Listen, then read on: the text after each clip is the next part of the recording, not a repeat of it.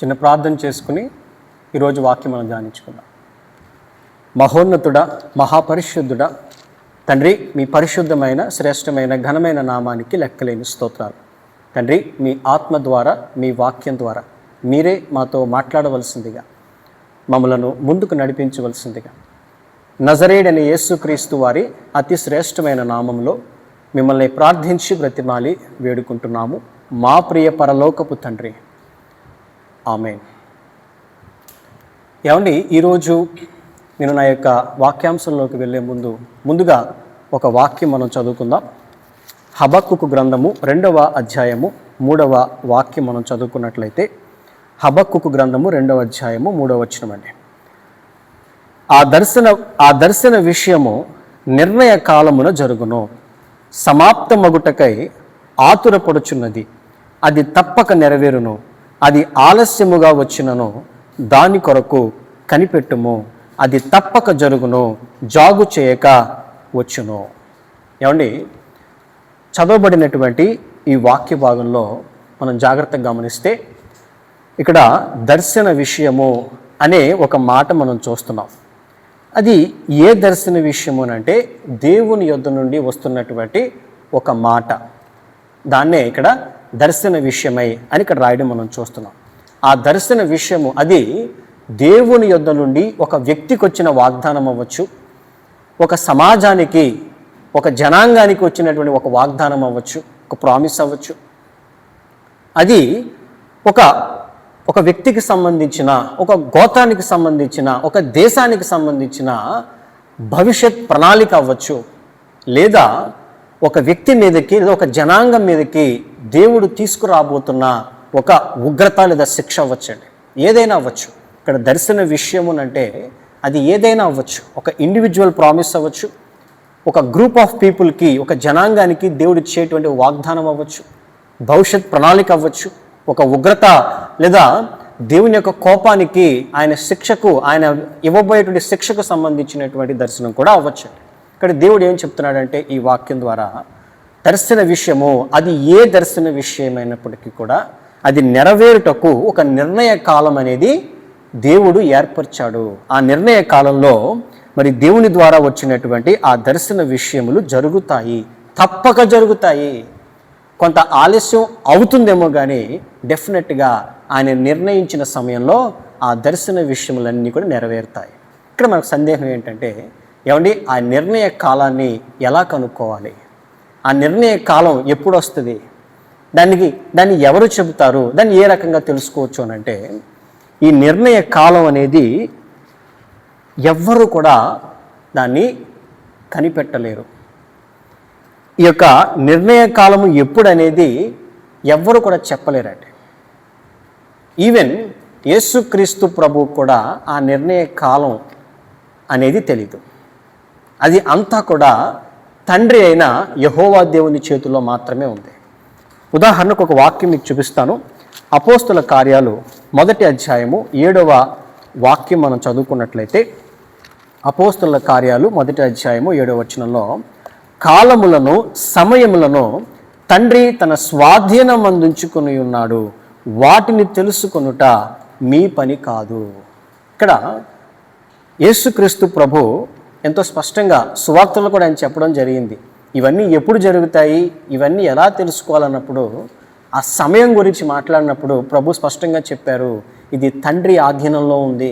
కాలములు సమయములు తండ్రి ఏర్పరుస్తారు, తండ్రి నియమిస్తారు, తండ్రే వీటిని సమస్తాన్ని జరిగిస్తారని చెప్పి ఎంతో స్పష్టంగా యేసుక్రీస్తు ప్రభు ఆ మాటను చెప్పడం ఇక్కడ మనం గమనించవచ్చండి.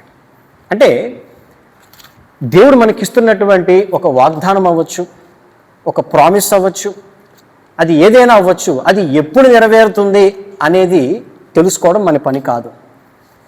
మరి అలాగని చెప్పి అలా నిశ్శబ్దంగా ఎలాంటి మూమెంట్ లేకుండా స్తబ్దతంగా అలా ఉండిపోవాలా అంటే అది కూడా కాదు. ఈరోజు నేను తీసుకుంటున్నటువంటి నా అంశం ఏంటంటే, దేవుడు మనకిచ్చేటువంటి ఆ యొక్క వాగ్దానం కొరకు మనం ఎలా సిద్ధపడాలి. ఏమండి, మనకి దేవుడు ఇచ్చిన లేదా ఇస్తున్నటువంటి ఆ యొక్క వాగ్దానాల విషయమై మనము ఏ రకంగా సిద్ధపడాలి అనేదే ఈరోజు మన యొక్క వాక్యాంశం. How to prepare our self for God's promise. ముందుగా నేను చెప్తున్నాను, అది ఏ సమయంలో జరుగుతుంది, అది ఎలా తెలుసుకోవాలనేది మన యొక్క పని కాదండి. అది తండ్రి ఆధీనంలో ఉంది. మన వైపు నుంచి మనం చేయగలిగేది ఏంటంటే how we have to prepare our self for the God's promise. ఇక్కడ మనం గమనించాల్సిన ముఖ్యమైన విషయం ఏంటంటే, ఇందాక నేను చెప్పాను, దేవుని యొద్ద నుండి వచ్చేటువంటి ఒక దర్శన విషయము, ఒక వాక్యము, ఒక మాట, ఒక ప్రణాళిక, అది పాజిటివ్ అవ్వచ్చు, నెగిటివ్ అవ్వచ్చు, లేదా పర్పస్ఫుల్గా రావచ్చు. ఇక్కడ 3 ప్రాముఖ్యమైన విషయాలు ఉన్నాయి, మనం జాగ్రత్తగా గమనించాలి. ఒకటి పాజిటివ్ అంటే it might be a blessing. Negative అంటే it might be a curse, ఒక ఉగ్రత అవ్వచ్చు, శిక్ష అవ్వచ్చు, లేదా పర్పస్ఫుల్గా దేవుడు ఆ యొక్క మాటని మనకి ముందుగా చెప్పచ్చు. ఒక్కొక్క దాని గురించి, ఒక్కొక్క దాని విషయంలో మనం ఏ రకంగా సిద్ధపడాలనేది ఇప్పుడు మనం చూద్దామండి. ముందుగా పాజిటివ్ అంటే దీవెనకరమైన, మేలుకరమైన మాటలు లేదా వాగ్దానాల విషయమై మనం ఏ రకంగా సిద్ధపడాలి. ముందుగా మొదటిగా ఒక విశ్వాసి చేయవలసినటువంటి మొట్టమొదటి పని ఏంటంటే everyone must believe the promise. ఏంటండి, మొట్టమొదట మనతో దేవుడు ఏ వాగ్దానం అయితే చేస్తున్నాడో దాని యందు మనం సంపూర్ణమైన నమ్మిక కలిగి ఉండాలి. ఎందుకంటే హెబ్రీ పత్రిక 11వ అధ్యాయము 6వ వచనంతో స్పష్టంగా రాయబడింది. ఆ మాట మనం చదువుకున్నట్లయితే, చదువుతారండి ఎవరైనా? హెబ్రీ పత్రిక 11వ అధ్యాయము 7వ వచనం, 6వ వచనం. విశ్వాసము లేకుండా దేవునికి ఇష్టుడయుండుట అసాధ్యము. దేవుని యొద్దకు వచ్చువాడు ఆయన ఉన్నాడనియు, తన్ను వెదుకు వారికి ఫలము దయచేయువాడనియు నమ్మవలను కదా. ఇక్కడ స్పష్టంగా రాయబడింది, దేవుని యందు విశ్వాసము లేకుండా దేవునికి ఇష్టుడయుండుట అసాధ్యము. అక్కడ దేవుని యందు విశ్వాసం అని అంటే దేవుని మాట యందు మనం విశ్వాసం చూపించాలి.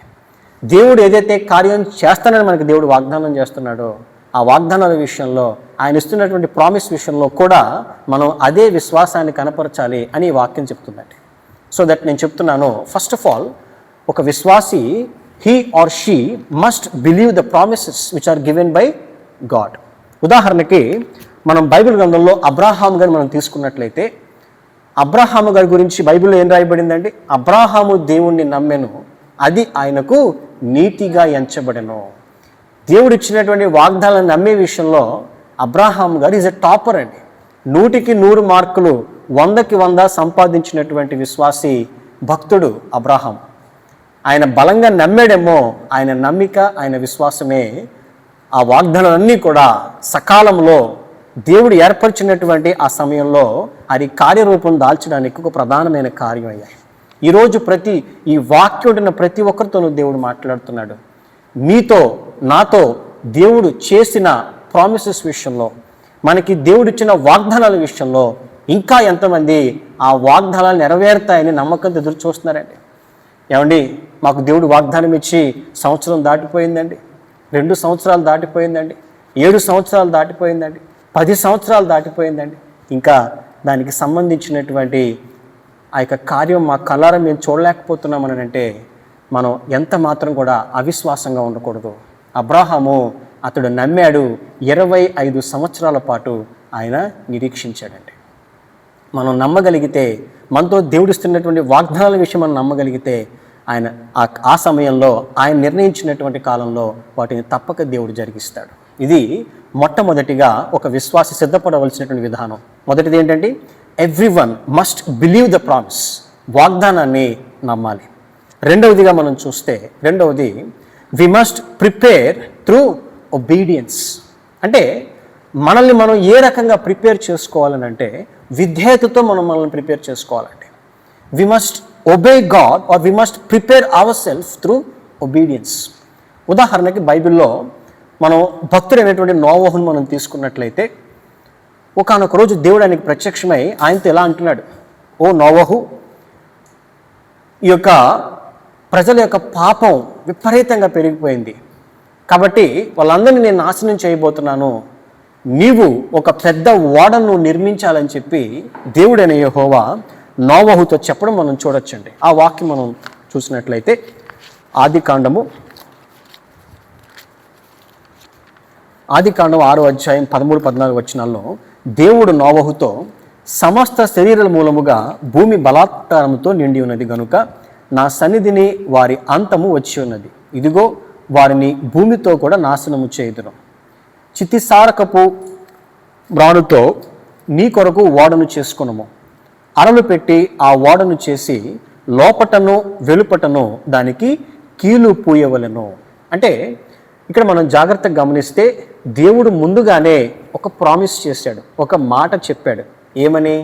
ఇదిగో ఈ ప్రజల బలాత్కారము భయంకరంగా మారిపోయింది కాబట్టి వీళ్ళందరినీ నేను నాశనం చేయబోతున్నాను. నీవేం చేయాలి? నీవు ఒక పెద్ద ఓడను నిర్మించాలి. ఆ ఓడ ఎలా నిర్మించాలనేది ఆ అధ్యాయం అంతట్లోనూ కూడా దేవుడు ఆయన స్పష్టంగా చెప్పడం మనం చూస్తున్నామండి. ఇక్కడ మనం జాగ్రత్తగా గమనించాల్సింది ఏంటంటే, నోవహుతో దేవుడు ఈ మాట చెప్పే సమయానికి భూమి మీద అసలు వర్షం అనేది లేదండి. అసలు భూమి మీద వర్షం పడట్లేదు. మరి వర్షం పడనప్పుడు అసలు ఓడతో పనే ఉంటుందండి. అప్పటి దినాల్లో ఎలా ఉండేదంటే, కేవలము భూమిలో నుండి ఆవిరి వంటిది వచ్చి భూమిని తడిపేదంట, ఆ నీరే ఉండేదంట. మరి అలాంటి సమయంలో, అంటే వర్షాలు అనేవి లేనటువంటి సమయంలో ఒక ఓడ నిర్మించమని దేవుడు చెప్పినప్పుడు దాన్ని ఎలా నమ్మాలి? ఒక వ్యక్తి మన కళ్ళెదురుగుండా మనకు కనిపించే వాటిని మనం నమ్మడానికి ఒక్కొక్కసారి ఆలోచిస్తాం కదా. అలాంటిది అప్పటి వరకు మనుషులు చూడనటువంటి ఒక కార్యాన్ని గురించి నోవహు ఎలా నమ్మాలండి?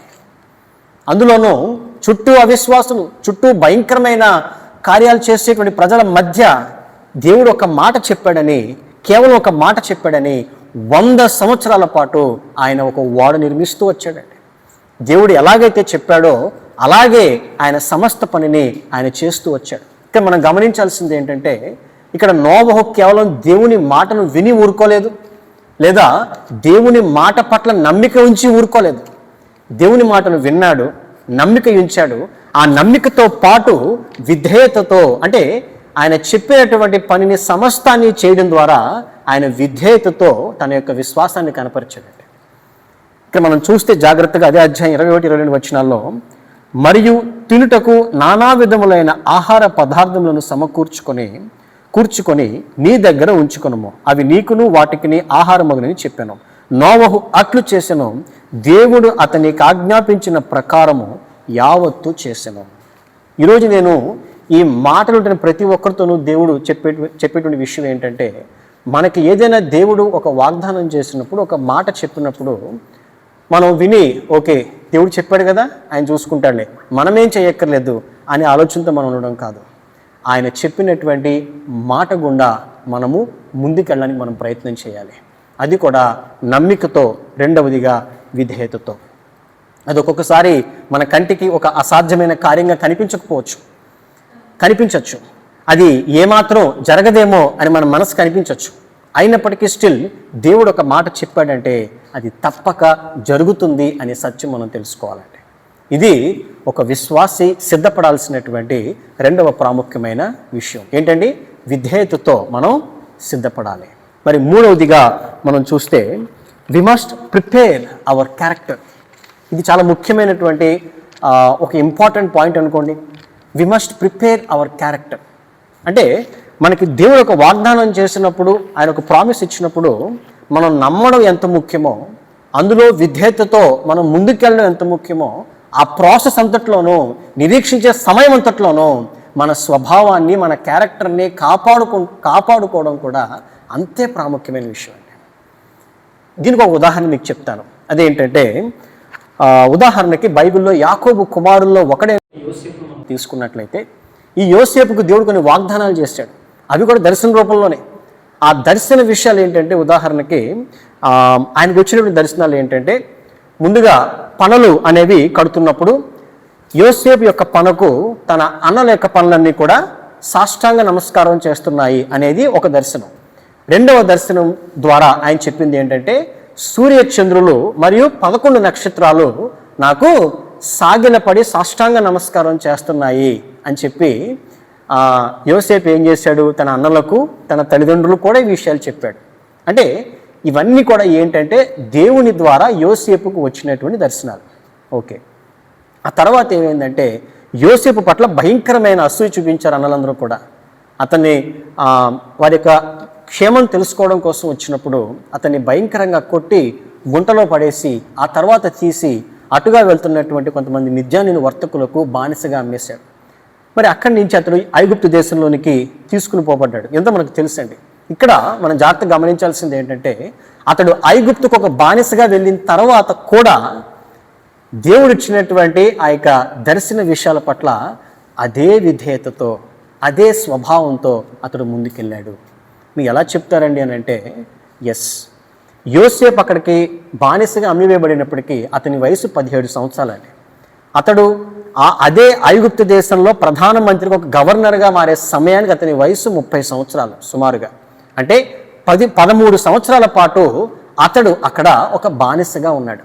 అందులోనూ పొతీఫరు అనేటువంటి ఒక ఆయన ఇతన్ని బానిసగా కొనుక్కొని తన ఇంట్లో పెట్టుకున్నప్పుడు నమ్మకంగా పనిచేస్తున్నాడని చెప్పి తన ఇంటికి సంబంధించిన విషయాలన్నీ కూడా ఆ పొతీఫర్ ఏం చేసేవాడంటే యోసేపుకి అప్పచెప్పేవాడండి.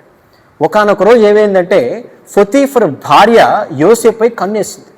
నాతో పాపం చెయ్యి, నాతో పాపం చెయ్యి, పాపం చెయ్యి అని చెప్పి భయంకరంగా యోసేపును శోధిస్తూ వేధిస్తూ ఉండేదన్నమాట. జస్ట్ ఇమాజిన్, అతడు యవ్వనంలో ఉన్నటువంటి ఒక వ్యక్తి అక్కడ అడుగుతున్నది ఎవరు? ఒక సుందరమైన సౌందర్యవతి అయినటువంటి ఒక స్త్రీని నాతో పాపం చేయమని చెప్పి ఆవిడ అడుగుతుంది. ఆలోచించండి, అతను అక్కడ ఎవరూ చూడట్లేదు. ఈవెన్ తన యజమాని కూడా, పొతీఫర్ కూడా అతని పట్ల సంపూర్ణమైన నమ్మకంతో ఉన్నాడు. పాపం చేయాలంటే యోసేపుకి ఎంత సమయం పడుతుందండి? వెంటనే తను అనుకున్నటువంటి తన హృదయంలో వచ్చినటువంటి ప్రేరేపణ బట్టి చేయొచ్చు. కానీ స్టిల్ దేవుడు తనకిచ్చినటువంటి ఆ దర్శనముల విషయంలో ఆయన తన స్వభావాన్ని కాపాడుకున్నాడు. తన క్యారెక్టర్ విషయంలో ప్రారంభ దశలో ఎలాగైతే ఉన్నాడో ఆ దర్శనం నెరవేరేంత వరకు తన జీవితకాలం అంతా కూడా అదే క్యారెక్టర్ని తను కాపాడుకుంటూ వచ్చాడండి. బహుశా అలా ఉన్నాడేమో దేవుని ద్వారా వచ్చినటువంటి ఆ యొక్క దర్శన విషయంలో, ఆ వాగ్దానములు ఆయన జీవితంలో నెరవేరబడ్డాయి. ఇదంతా కూడా మనకి ఆదికాండం 37-38 అధ్యాయంలో మనకు ఉంటుందండి. అంటే ఒక విశ్వాసి దేవుని ద్వారా వచ్చేటువంటి ఒక వాగ్దాన విషయంలో, ఒక ప్రామిస్ విషయంలో, ఒక ఆశీర్వాదం విషయంలో ఏ రకంగా ఏ క్యారెక్టర్తో ఉండాలి అనేది యోసేపు జీవితంలో మనం అర్థం చేసుకోవాలండి. This is the third point. అదే, we must prepare our character for the God's promise. మనము మన యొక్క స్వభావాన్ని మనము సిద్ధం చేసుకోవాలి అనేది ఒక ప్రాముఖ్యమైన మాట. ఇది 3వ మాట అండి. 4వ మాట మనం చూసినట్లయితే చాలామంది చాలా పెద్దగా మాట్లాడుతూ ఉంటారు, పెద్ద విషయాలు మాట్లాడుతూ ఉంటారు. అంటే చాలా ప్రగల్భాలు పలుకుతూ ఉంటారండి. కానీ చిన్న విషయాల్లో వారు తమ యొక్క విశ్వాసాన్ని, తమ యొక్క నమ్మకాన్ని తాకట్టు పెట్టేస్తూ ఉంటారనమాట. చాలా పెద్ద మాటలు మాట్లాడుతూ ఉంటారు. నేను అది చేస్తా, ఇది చేస్తా అని చెప్తూ ఉంటారు. కానీ ఆ సమయం వచ్చేటప్పటికి చాలా చిన్న విషయాల్లోనే దేవుని మాటకు లోబడకుండా దేవునికి విరోధమైన కార్యాలు చేస్తూ ఉంటారు. ఉదాహరణకి మనం బైబిల్లో భక్తుడైనటువంటి పేతురుని మనం తీసుకున్నట్లయితే, ఈ సీమోను పేతురు ఒకానొక సమయంలో యేసుప్రభుతో ఏం చెప్పారండి ఆయన? ప్రభువా, ఒకవేళ మరణించే పరిస్థితే కనుక వస్తే మీకంటే ముందు నేను మరణిస్తానయ్యా, మీకు అడ్డుగా ఉంటాను అని చెప్పి ఏదేదో మాట్లాడుతూ ఉంటాడు ఆయన. కానీ అదే యేసుక్రీస్తు ప్రభువుని ఆ యొక్క బంటులు వచ్చి అరెస్ట్ చేసినప్పుడు, సంఖ్యలతో తీసుకెళ్తున్నప్పుడు ఏమండి, అప్పుడు ఈ భక్తుడైనటువంటి పేతురును ఒక ఆయన అడుగుతాడు, నువ్వు అతని శిష్యుడివే కదా అంటే, ఆయనకి నాకు సంబంధం లేదండి, ఆయన ఇప్పుడు నేను ఎరగను అని చెప్పి ముమ్మారు బొంకడం మనం బైబిల్లో చూస్తామండి. కొంతమంది ఇలాగే ప్రవర్తిస్తూ ఉంటారు. వాళ్ళు చెప్పే మాటలు ఒక రకంగా ఉంటాయి, కానీ వారి క్రియలన్నీ కూడా మరొక రకంగా ఉంటాయి. చాలా చిన్న విషయాల్లోనే వారు తమ విశ్వాసాన్ని, వారి భక్తి జీవితాన్ని, దేవుని వాక్యాన్ని తాకట్టు పెట్టేస్తారు. అందుకే దేవుని వాక్యంలో రాయబడింది, లూకాసు వార్త 16వ అధ్యాయము 10వ వచనంలో మనం చూసినట్లయితే, లూకాసు వార్త 16వ అధ్యాయము 10వ వాక్యం అండి. మిక్కిలి కొంచెములో నమ్మకముగా ఉండువాడు ఎక్కువలోనూ నమ్మకముగా ఉండును, మిక్కిలి కొంచెములో అన్యాయముగా ఉండువాడు ఎక్కువలోనూ అన్యాయముగా ఉండును. పెద్ద వాటిలో కాదండి, ముందు మనం చిన్న విషయాల్లో దేవుని మాటకు లోబడే వారంగా మనం ఉండగలగాలి. మనం చిన్న విషయాల్లో ఎప్పుడైతే దేవుని మాటకు లోబడతామో అప్పుడు ఆటోమేటిక్గా పెద్ద విషయాల్లో, ఘనమైన వాటిలో కూడా మన విశ్వాసాన్ని మనం కాపాడుకోవడానికి అదొక సాక్ష్యంగా నిలబడుతుంది. కాబట్టి మనం గుర్తుపెట్టుకోవాలి, మనతో దేవుడు ఒక వాగ్దానం చేసినప్పుడు, ఒక ప్రామిస్ చేసినప్పుడు మొదట మనము చిన్న విషయాల్లో మనం నమ్మకంగా ఉండి మనం అలవాటు చేసుకోవాలండి. అప్పుడు పెద్ద పెద్ద విషయాలు తర్వాత విషయం. ముందు దేవుని వెంబడించే విషయంలో, దేవుని వాక్యాన్ని నమ్మే విషయంలో మనం బహు నమ్మకంగా ఉండాలని చెప్పి ఈ యొక్క మాట ద్వారా నేను తెలియజేస్తున్నాను. ఇది 4వ మాట అండి. అదేంటంటే be faithful in little things. ఆ యొక్క చిన్న చిన్న విషయాల్లో మన విశ్వాసాన్ని, మనం నమ్మకాన్ని మనం కాపాడుకోవాలి. ఇది 4వ మాట. 5వ మాట మనం చూసినట్లయితే బహుశా చాలామందికి కొంచెం ఇబ్బందిగా అనిపించేటువంటి మాట అండి. ఇదేంటంటే వేచి ఉండడం నేర్చుకోవాలి. ఏంటండి? వేచి ఉండడం నేర్చుకోవాలి. We must learn to wait. బహుశా చాలామందికి ఈ విషయంలో కాస్త ఇబ్బంది కలుగుతూ ఉంటుంది. ఎందుకంటే నిరీక్షించడానికి వారికి సహనం సరిపోదు. కానీ దేవుని యొక్క వాగ్దానం నెరవేరాలంటే వి మస్ట్ వెయిట్. మనం వెయిట్ చేయాలి, మనం ఎదురు చూడాలి, దేవుని మాట కొరకు ఎదురు చూడాలి. అది ఆ యొక్క మాట క్రియారూపంలో జరగడానికి మనం ఎదురు చూడాలి. ఆ ప్రాసెస్ అంతట్లోనూ మనకి ఓపిక, సహనం అనేది చాలా అవసరం అండి. ఎవరైతే ఆ యొక్క సహనముతో, ఓర్మితో వారు ఉండగలుగుతారో తప్పక దేవుడు వారి జీవితాల్లో గొప్ప కార్యాలు చేస్తాడు. ఇందాక మనం వాక్యం చదువుకున్నాం కదా, కొంత ఆలస్యం కావచ్చేమో కానీ తప్పక ఆయన చెప్పినటువంటి ప్రతి మాట నెరవేరుతుంది అని ఎంతో స్పష్టంగా రాయబడింది. ఈరోజు అట్టి సహనముతో, అట్టి ఓర్పుతో మనం ఎదురు చూడగలిగేటువంటి ఆ యొక్క పరిస్థితుల్లో మనం ఉన్నామండి. ఆనాడు మీరు బైబిల్లో తీసుకోండి, ఏ విశ్వాసైనా, ఏ భక్తుడైనా అతడు ఓపికతో, సహనంతో ఎదురు చూసినటువంటి ఆ తర్వాతే అతడు గొప్ప కార్యాన్ని తన జీవితంలో చూడగలిగాడు. ఈరోజు మన జీవితంలో కూడా దేవుని ద్వారా వచ్చినటువంటి ఒక మాట నెరవేరాలి అంటే we must wait, we must learn to wait. మనం ఎదురు చూడడం అనేది మనం నేర్చుకోవాలండి. ఇది 5వ మాట. మరి చివరిగా 6వ మాట ఏంటంటే లాస్ట్ మాట ఏంటంటే వాగ్దానాన్ని మానవ ప్రయత్నంతో నెరవేర్చుకోవడానికి మనం ఎంత మాత్రం ప్రయత్నించకూడదు. ఏమండి? అది దేవుని ద్వారా ఆ యొక్క వాగ్దానం నెరవేరాలి, కానీ అది మానవ ప్రేరేపితంగానో లేదా ఒక మానవ కార్యంగానో అది ఎప్పుడూ కూడా ముందుకెళ్ళకూడదు. ఉదాహరణకి బైబిల్ గ్రంథంలో అబ్రహాము గారికి దేవుడు ఒక వాగ్దానం చేశాడు, అబ్రహాము సారాకి. కానీ ఏమైంది? కొన్నాళ్ళు ఎదురు చూసిన తర్వాత సారా ఆమె ఏం చేసిందండి? దేవుని మాట కొరకు ఎదురు చూడకుండా తన దోసలైనటువంటి హాగరును అబ్రహాముతో పంపించింది. మనందరికీ తెలుసు. ఆ తర్వాత ఏమైందో కూడా మనందరికీ తెలుసు. ఎప్పుడైతే అబ్రహాము హాగరుతో పోయానో వారికి ఒక కుమారుడు పుట్టాడు. ఆ కుమారుడి పేరే ఇష్మాయేలు. పోనీ ఇష్మాయేలు పుట్టాడు, పెద్దవాడయ్యాడు. ఆ తర్వాత కొన్ని సంవత్సరాలకి అబ్రహాము మరియు సారాలకు వాగ్దాన కుమారుడు జన్మించాడు. అతని పేరే ఇస్సాకు. పోనీ ఇష్మాయేల్ ఆమె ఉంచిందా అంటే లేదు.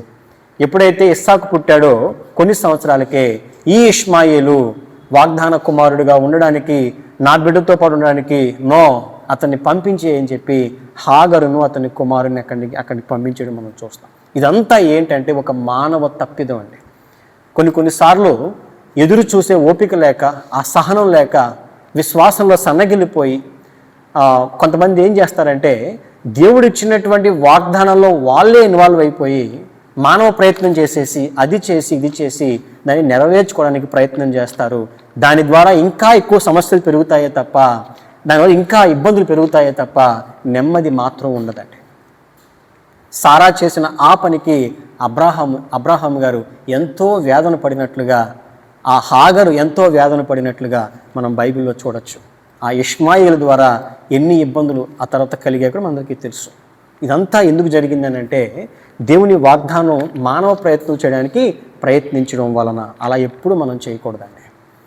మనం ఇన్వాల్వ్ అయ్యి ఎప్పుడు కూడా దాన్ని మనం చేయకూడదు. అది దేవునికే అప్పగించాలి. దేవుని ద్వారానే ఆ కార్యం అనేది జరగాలి. ఇప్పటిదాకా నేను చెప్పినటువంటి ఈ విషయాలన్నీ కూడా దేవుడు ఒక వ్యక్తికి, ఒక జనాంగానికి ఆయన ఇచ్చినటువంటి కొన్ని వాగ్దానాలు, ఆశీర్వాదాలు, ప్రామిసెస్కి సంబంధించిన వాటి విషయంలో మనం ఏ రకంగా సిద్ధపడాలనేది ఇప్పటిదాకా నేను చెప్పడం జరిగింది. ఇప్పుడు ఒకవేళ దేవుని ద్వారా ఒక ఉగ్రతకు సంబంధించిన, శిక్షకు సంబంధించిన, ఒక కర్స్కి సంబంధించి అంటే శాపానికి సంబంధించిన ఒక దర్శనం వస్తే, కీడుకు సంబంధించిన ఒక దర్శనం వచ్చినప్పుడు ఒక విశ్వాసి, దేవుని యొక్క జనాంగము, దేవుని యొక్క పిల్లలు ఏ రకంగా స్పందించాలి, ఏ రకంగా సిద్ధపడాలో ఇప్పుడు మనం విందామండి. ఉదాహరణకి యోనా గ్రంథంలో దేవుడైన యెహోవా యోనాకి ఏం చెప్పారండి? నీవు నినివే పట్టణానికి వెళ్ళాలి, ఆ నినివే పట్టణస్థులకు నేను చెప్పినటువంటి మాటలన్నీ కూడా వారికి తెలియచేయాలని చెప్పి దేవుడైన యెహోవా చెప్తారు. కానీ యోనా మాత్రం తార్షీర్స్కి వెళ్ళిపోదాం ప్రయత్నం చేస్తాడు. ఆ తర్వాత మొత్తానికైతే మరలా దేవుని మాటకు లోబడి నినివే పట్టణానికి ఆయన తిరిగి వస్తాడండి. తిరిగి వచ్చిన తర్వాత అక్కడ ఏం జరిగిందో ఒక మాట మనం చదువుకుందామండి. యోనా గ్రంథం 3వ అధ్యాయం మనం చూసినట్లయితే, యోనా గ్రంథము 3వ అధ్యాయము 5వ వచనం నేను చదువుతున్నానండి. నినివే పట్టణపు వారు దేవుని యందు విశ్వాసం ఉంచి ఉపవాస దినము చాటించి గనులేమి అల్పులేమి అందరూ గోనె పట్ట కట్టుకొనిరి. ఆ సంగతి నినివే రాజునకు వినబడినప్పుడు అతడును తన సింహాసనం మీద నుండి దిగి తన రాజవస్త్రములు తీసివేసి గోనె పట్టు కట్టుకుని బూడిదలో కూర్చుండెను. మరియు రాజైన తానును ఆయన మంత్రులను ఆజ్ఞేయగా, ఒకవేళ దేవుడు మనస్సు త్రిప్పుకొని పశ్చాత్తప్తుడై మనము లయము కాకుండా తన కోపాగ్ని చల్లార్చుకును గనుక మనుష్యులు ఏదియు పుచ్చుకొనకూడదు, పశువులు కానీ, ఎద్దులు కానీ, గొర్రెలు కానీ మేత మేయకూడదు, నీళ్లు త్రాగకూడదు. ఏమండి, ఇక్కడ మనం జాగ్రత్తగా గమనించాల్సింది ఏంటంటే, ఈసారి దేవుని ద్వారా వచ్చినటువంటి మాట బ్లెస్సింగ్కి సంబంధించినటువంటి మాట కాదు, వాగ్దానం కాదు, ప్రామిస్ కాదు, ఒక ఉగ్రతకు సంబంధించిన మాట, శిక్షకు సంబంధించిన మాట. ఈ మాటలో ఇక్కడ వీరికి 2 ఆప్షన్స్ ఉన్నాయి నినివే పట్టణస్తులకి. ఒకటి, ఎలాగా దేవుడిని నాశనం చేసేస్తా అన్నాడు కదా, ఈ కొంత సమయంలో మనం ఇంకా ఎక్కువ పాపం చేసేద్దాం, ఇష్టానుసారంగా మనం జీవిద్దాం, నచ్చినట్టుగా మనం ప్రవర్తిద్దాం అని అనుకోవడం ఒక పర్స్పెక్టివ్ అండి. అలా చేసి దేవుడు నాశనం చేసినప్పుడు నాశనం అయిపోదాం అనేది ఒక పర్స్పెక్టివ్. రెండొక పర్స్పెక్టివ్ ఏంటంటే, మనల్ని మనం తగ్గించుకుందాం, మనం చేసినటువంటి తప్పులను బట్టి కన్నీరు విడిచి పశ్చాత్తాపడదాం, ఆహారాన్ని మానేద్దాం, సింహాసనాన్ని వదిలేసి గోనె పట్ట కట్టుకుని బూడిదలో కూర్చుందాం, దుఃఖిద్దాం, ఏడుద్దాం, దేవుణ్ణి క్షమాపణలు అడుగుదాం. ఒకవేళ దేవుడు ఆయన పశ్చాత్తాప్తుడై మనల్ని క్షమిస్తాడేమో అనేది ఇక్కడ సెకండ్ పర్స్పెక్టివ్. ఇక్కడ నినివే పట్టణస్తులు ఈ 2వ ఆప్షన్ని వారు తీసుకున్నారండి. ఎప్పుడైతే తమను తాము తగ్గించుకుని అట్టి విధంగా వారు పశ్చాత్తాపడ్డారో ఒక అద్భుతం జరిగింది. అదేంటంటే, ఈ నినివే వారు తమ చెడు నడతలను మానుకొనగా వారు చేయుచున్న క్రియలను దేవుడు చూచి పశ్చాత్తప్తుడై వారికి చేయుదునని తాను మాట ఇచ్చిన కీడు చేయక మానని. దేవునికి స్తోత్రం కలుగునుగాక.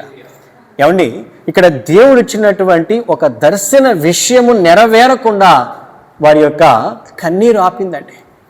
వారు సరైన విధంగా సిద్ధపడడం వల్ల, సరైన విధంగా తమను తాము తగ్గించుకుని అట్టి విధంగా ప్రార్థన చేయడం వల్ల ఆ కీడు నుండి వారు తప్పింపబడ్డారు. ఇది మనం చాలా జాగ్రత్తగా గమనించాల్సిందే.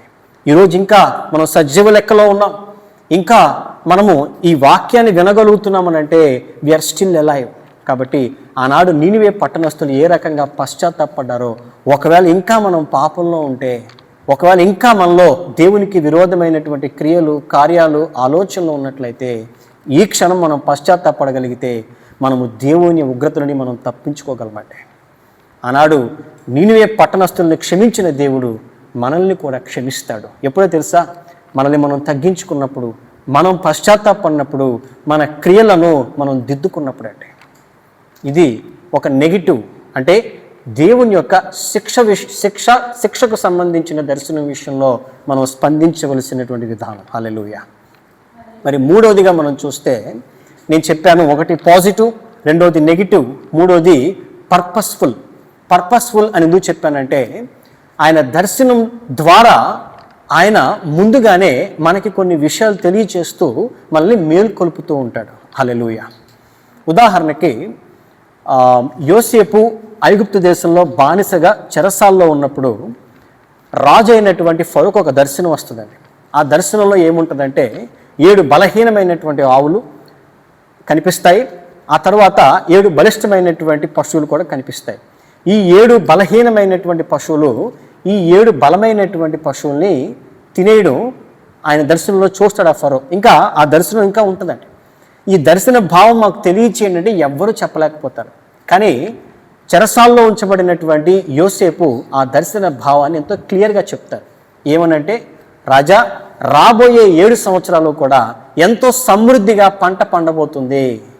ఇది ఏ పంట అయినా సరే భూమి నుంచి అద్భుతమైన సారం వస్తుంది. కానీ ఆ తర్వాత 7 సంవత్సరాలు భయంకరమైన కరువు రాబోతుంది అని చెప్పినప్పుడు ముందుగానే ఆ దర్శనం ద్వారా వారు రియాక్ట్ అవుతారండి.